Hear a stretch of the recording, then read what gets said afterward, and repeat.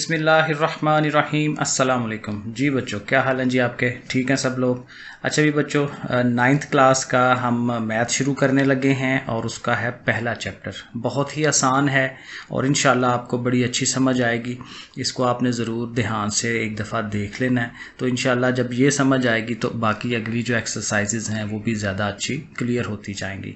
इसमें हम ये काम करेंगे कि उर्दू मीडियम को भी समझाने की कोशिश करेंगे, इंग्लिश मीडियम को भी, ताकि दोनों बच्चे जो हैं वो इसको समझ सकें अच्छी तरह से। मेरा नाम जी सर शहजाद साहिर है और मैं मोस्टली जो है मैथ की वीडियोस ही बनाता हूँ। फर्स्ट ईयर की भी है, 10th की भी हैं, 9th की भी हैं और इंशाल्लाह सेकंड ईयर की भी होंगी। तो चलें जी शुरू करते हैं। आपका जो पहला चैप्टर है ना, ये है मैट्रिसेस का। मैट्रिसेस कहते हैं उर्दू में से कॉलम कहते हैं। ये क्या होता है? ये बेसिकली ना अरेंजमेंट होती है। ये देखें, ये जैसे हमने ये नंबर्स को लिखा हुआ है ना, आदाद को लिखा हुआ है और एक ख़ास तरतीब से लिखा हुआ है। इसको हम कहते हैं, इंग्लिश में कहते हैं रेक्टेंगुलर, ठीक है, और उर्दू में हम इसे क्या कहते हैं? मुस्ततील। मुस्ततील इसी तरह से बनती है ना। फॉर एग्जांपल यहाँ पे अगर हम बनाएं रेक्टेंगल ऐसे करके, ये होती है ना रेक्टेंगल, तो डिब्बा नुमा। तो रेक्टेंगल ऐसी भी होती है और स्क्वायर की फॉर्म में भी होती है, डिफरेंट शेप्स में हो सकती है, लेकिन ये है कि उसकी 4 साइडें होती हैं। तो यहाँ पे भी देखें, जब हम ये अरेंजमेंट करते हैं ना, तो इसमें भी देखें ऐसे ऐसे, तो ये भी एक रेक्टेंगल बन रही होती है, मुस्ततील बन रही होती है। तो इसलिए हमने इसको नाम ही रख दिया, इसकी डेफिनेशन के अंदर डाल दिया है कि ये मुस्ततील है, रेक्टेंगल है। तो इस तरह से करके अरेंज करना ये मैट्रिक्स होता है। बड़ा इजी सा काम है। देखें इसकी डेफिनेशन पढ़ के देखें। अ रेक्टेंगुलर अरे, अरे मीन अरेंजमेंट, अरेंजमेंट लिख लें, अरे लिख लें, एक ही बात है। अ रेक्टेंगुलर अरे ऑफ नंबर्स, वेरिएबल्स ईटीसी, क्योंकि खाली नंबर्स नहीं, उसके जगह एक्स वाई जेड भी हो सकते हैं, तो डिफरेंट चीज़ें हो सकती हैं, ठीक है। तो रेक्टेंगुलर अरेंजमेंट ऑफ नंबर्स, एक नंबर्स को एक मुस्ततीली अंदाज में लिख देना, वेरिएबल्स को भी, तो ये क्या होता है? मैट्रिक्स है। इसी को देखें उर्दू में हमने क्या लिखा हुआ है? आदाद या मुतगय्यरात को मुस्ततीली शक्ल में तरतीब देना कालब कहलाता है। तो ये हमने साथ उसकी एग्जांपल्स रखी हैं। और देखें, हम अपनी सहूलत के लिए ना हम क्या करते हैं? ब्रैकेटें लगा लेते हैं। तो ये ब्रैकेटें, ज़ाहिर है बड़ी क्लासों में ब्रैकेटों के बगैर भी ये हमारे मैट्रिसेस या कालब होते हैं, लेकिन हमने जो पढ़ना है उसमें ये ब्रैकेटें जो हैं ये लाजमी होंगी। तो यहाँ पे भी लगा लें और इधर भी लगा दें, ठीक है। तो ऐसे करके ये हमारे मैट्रिसेस या कालब बन जाते हैं। अब इसमें सबसे इम्पॉर्टेंट चीज़, सबसे पहली चीज़ है रोज़ और कॉलम्स। रोज़ क्या होती हैं? जो हमने हॉरिजेंटल चीज़ें लिखी हुई हैं उफ़क़ी अंदाज में। और हॉरिजेंटल या उफ़क़ी का मतलब, जैसे ये देखें हमारी ये लाइनें हैं, ये लाइनें लगी हुई हैं ना रजिस्टर की, कॉपी की, ये सारी, तो ये इनको हम ज़ाहिर रोज़ कहते हैं। तो ये क्या है? ये हॉरिजेंटल हैं। तो जब हमने आदाद को इस फॉर्म में लिख देना है सीधा सीधा, तो ये हमारी क्या होंगी? रोज़ होंगी। तो ये रो नंबर 1 है, ये रो नंबर 2 है, ठीक है। और इसी के साथ कॉलम्स हैं। कॉलम क्या होते हैं? वर्टिकल, अमूदी, उर्दू में अमूदी कहते हैं, वर्टिकल। तो वर्टिकल होता है ऊपर से नीचे की तरफ। अखबार के अंदर भी जब कॉलम लिखे जाते हैं ना, तो वो ऊपर से नीचे की तरफ चीज़ें आ रही होती हैं, ठीक है, इसलिए उसका नाम कॉलम रखा होता है हमने। तो ये कॉलम्स जो हैं ऐसे 1 2 3, इसके अंदर 3 कॉलम्स हैं, 2 रोज़ हैं, 3 कॉलम्स हैं। ये वाली जो एग्जाम्पल है इसमें 2 रोज़ हैं, 2 कॉलम्स हैं, ठीक है जी। इस तरह से करके इसको हम पढ़ लेते हैं। अब यहीं से एक चीज़ बनाते हैं जिसे हम कहते हैं ऑर्डर। ऑर्डर को उर्दू में कहते हैं मर्तबा। और ये क्या चीज़ है? ये बेसिकली हमने क्या करना है कि रोज़ और कॉलम्स को इकट्ठा लिख देना होता है, ठीक है। देखें, the number of rows and columns in a matrix. एक मैट्रिक्स के अंदर कितनी रोज़ हैं, कितने कॉलम्स हैं, लेकिन रोज़ को पहले लिखना है, ये याद रखना है। रोज़ पहले और कॉलम आगे आएंगे। फॉर एग्जांपल इसी की आप सामने मिसाल रखें, तो इसमें कितनी रोज़ हैं जी? 2 हैं। तो आप लिखें नीचे 2 और साथ लिखते हैं बाय, ठीक है। ये बाय साथ बीच में दरमियान में ज़रूर लिखना होता है। और फिर इसमें कॉलम कितने हैं? 3, तो इसको हम लिखेंगे 2/3। तो ये इसका ऑर्डर हो जाएगा 2/3। उर्दू में इसे लिख सकते हैं एक कॉलम में कितारों और कॉलमों की तादाद, ठीक है जी, m/n, या जैसे हमने कहा 3/2। तो इस अंदाज में लिखना जो है ये हमारा ऑर्डर होता है। एक और छोटी सी चीज़ है, उसके बाद एक्सरसाइज है। इसको हम कहते हैं इक्वल मैट्रिक्स। अगर हमारे पास 2 कॉलम, 2 मैट्रिसेस हो जाएं, तो वो कब इक्वल होंगे, कब एक दूसरे के मसावी होंगे, वो हमने कैसे पता चलाना है? उसके लिए ये 2 कंडीशंस हैं नीचे। अगर ये दोनों फुलफिल होती हैं तो इसका मतलब कि वो दोनों मैट्रिसेस जो हैं वो इक्वल हैं। तो हमने देखें लिखा है if A and B matrices are equal, तो वो किस तरह से इक्वल होंगे, उसके लिए ये कंडीशन है कि पहली कंडीशन ये है कि दोनों कॉलमों का ऑर्डर मर्तबा एक जैसा होना चाहिए। Order of A should be equal to order of B. ठीक है, अगर एक 2/2 का है तो दूसरा भी 2/2 हो, एक 3/2 है तो दूसरा भी 3/2 हो, तो एग्जैक्टली सेम ऑर्डर होना चाहिए। यानी उनकी जो शक्ल है देखने से नज़र आ रहा हो कि दोनों की शक्लें एक जैसी हैं। ठीक है, और दूसरी बात यह है कि कॉरस्पॉन्डिंग एलिमेंट्स आर इक्वल। आमने सामने वाले जो अराकीन हैं, एलिमेंट्स हैं, वो एक जैसे हों कि उसका पहला उसके पहले के बराबर हो, उसका दूसरा उसके दूसरे के बराबर हो। ये भी आगे सवाल के अंदर आएगा, फिर आपको इसकी समझ आ जाएगी इसकी एग्जांपल की। अब एक्सरसाइज पे आते हैं। देखें मश्क हमारी 1.1 है एक्सरसाइज, और उसमें जो पहला क्वेश्चन है उसने सिर्फ ये पूछा हुआ है कि भाई आपको जो डिफरेंट मैट्रिसेस दिए हुए हैं, कॉलम दिए हुए हैं, उनका मर्तबा या उसका ऑर्डर बस लिख दें आप। अब देखें ये हमारे पास फर्स्ट एग्जांपल है ए 2 3 -5 6। आप खुद बताएं, इसमें गिन के देखें कितनी रोज़ बनती हैं। रो के लिए हमेशा ऐसे गिनना है, कतार के लिए ऐसे गिनना है। ठीक है ना, रोज़ तो कितनी है 2, और फिर उसमें कॉलम्स कितने हैं, ऊपर से नीचे की तरफ आए तो वो भी 2 हैं। तो इसको हमें क्या लिखना चाहिए, ऑर्डर इक्वल टू 2/2, ऐसे करके लिख दें 2/2। इसी तरह जो बी है वो भी चूंकि आपको नज़र आ रहा है कि सेम शेप है, तो इसका जो ऑर्डर है वो भी क्या होगा 2/2। ठीक है, बिल्कुल उसी तरह से चीज़ बन रही है। अब सी वाले को देखें। सी वाले में ज़रा आप गिने, इस तरफ से गिनेंगे तो एक ही रो है, उसके अलावा और कुछ नहीं है। तो एक रो होगी और कॉलम ऊपर से नीचे। तो कॉलम में ये देखें एक एलिमेंट, इधर से इस कॉलम में एक एलिमेंट, तो 2 कॉलम बने। तो इसको हमें लिखना है 1/2। ठीक है, ऑर्डर जो है उसका मर्तबा जो है वो 1/2 है।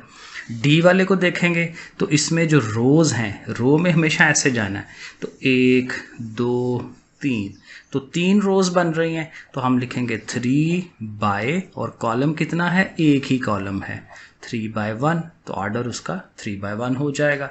इसी तरह ई वाले पे आए तो इसमें 1 2 3, तो 3 लिखेंगे, बाय लिखेंगे, और कितने हैं जी कॉलम्स 1 और 2, तो इसको 3/2 लिख देंगे। और ये वाला जो है इसका ज़रा बताएं कितने बनते हैं।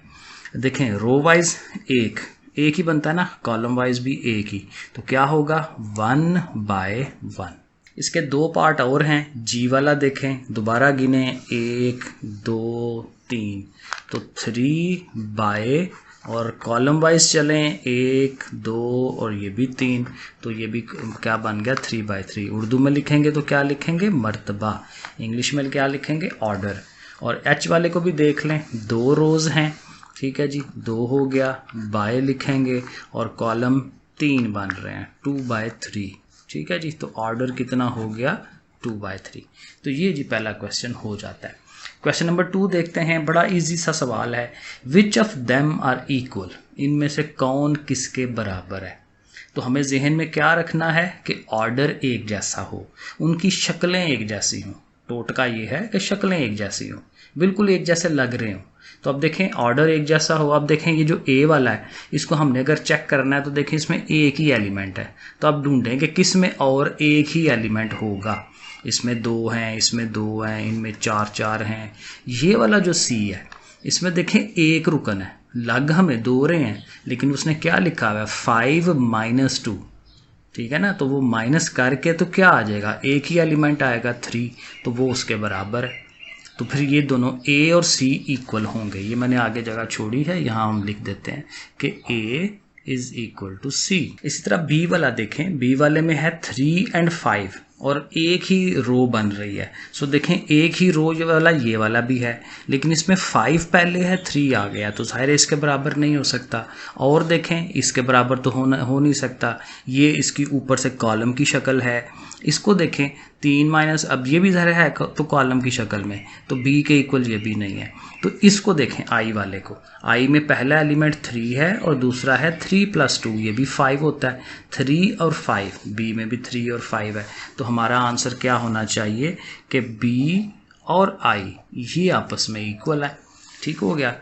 ए और बी चेक हो गया, सी तो ज़ाहिर है ए के साथ चला गया। डी को देख लेते हैं, 5 और 3। 5 और 3 इसकी तरह का कोई भी नहीं है, तो डी वाला जो है ना ये अकेला ही है। ठीक है, ई पे चलें तो ई में है 4062, ये 2x2 का है, 2 रोज हैं 2 कॉलम्स हैं। 2x2 का ये भी है, और ये देखें ये तो है ये एग्जैक्टली इक्वल, जैसे 40 है 40 62 सेम चीज़ है। ठीक है ना, तो E और H बराबर है, लेकिन अगर आप गौर करें तो ये J भी उसके बराबर है, क्योंकि J में 2 + 2 ये भी 4 हो जाता है, 2 - 2 0 हो जाता है, जैसे वो इनके अंदर है। फिर 2 और 4 6 है, जैसे ये 6 है, 2 है तो ये 2 + 0, तो यानी ये तीन चीज़ें आपस में बराबर हैं, E, H और J। तो ये हमें लिखना है E = H = J, तो ये तीनों आपस में बराबर हो जाएंगे।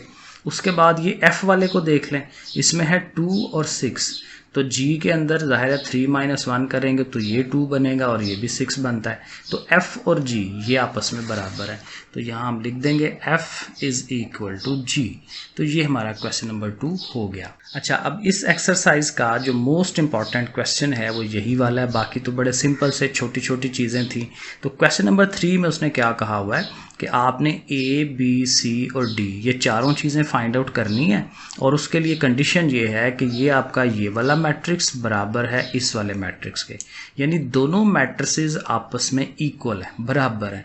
तो बराबर के लिए सिचुएशन क्या होती है कि पहला एलिमेंट पहले एलिमेंट के बराबर होगा, दूसरा दूसरे के बराबर, जिस पोजीशन पे है जिस जगह पे है वो ध्यान रखना है। ये इस जगह पे है ना, तो इस जगह पे इसका एलिमेंट ये वाला है इसके बराबर, इसको इसके बराबर। तो ये चारों चीज़ें जब हम बराबर रखेंगे तो ये देखें आपके पास ये 4 इक्वेशनें बन जाती हैं। इनका नाम रख सकते हैं आप, इक्वेशन नंबर 1 कहें, इसे 2 कह दें क्योंकि आगे यूज़ होना है इसने, इसको 3 कह लें, और ये वाली हमारी 4 हो जाती है। नाम ज़रूर रखें इनके, क्योंकि फिर आगे से स्टेप बनाने में आसानी होती है। अब देखें, जब आपने हल करने की तरफ जाना है तो आप उस इक्वेशन को पकड़ें जिसमें ए की वेरिएबल है। देखें इसके अंदर 2 हैं, ए और सी, इसमें भी 2 हैं, ए और बी, इसमें सिर्फ एक है, सी, और बाकी कांस्टेंट नंबर्स हैं। तो हमेशा इसी से शुरू करें, c - 1 = 3। तो इसको देखें, लिखते हैं फ्रॉम इक्वेशन नंबर 3 c - 1 = 3।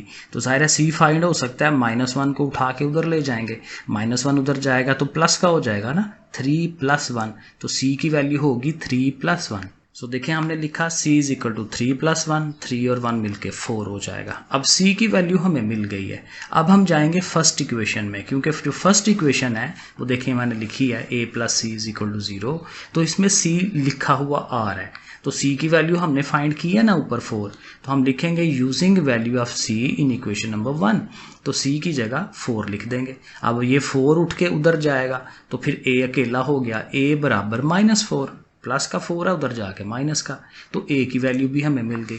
अब हम चलेंगे सेकंड इक्वेशन में। सेकंड इक्वेशन जब लिखेंगे ना ऐसे, तो उसमें नज़र आ रहा है a और b, और a की वैल्यू हम फाइंड कर चुके हैं -4, तो a की जगह पे -4 हमने लिख देना है। अब इसको हल करते हैं। हल करने का मकसद मतलब यही होता है कि वो जो ए बी सी है उसको अकेला करें आप।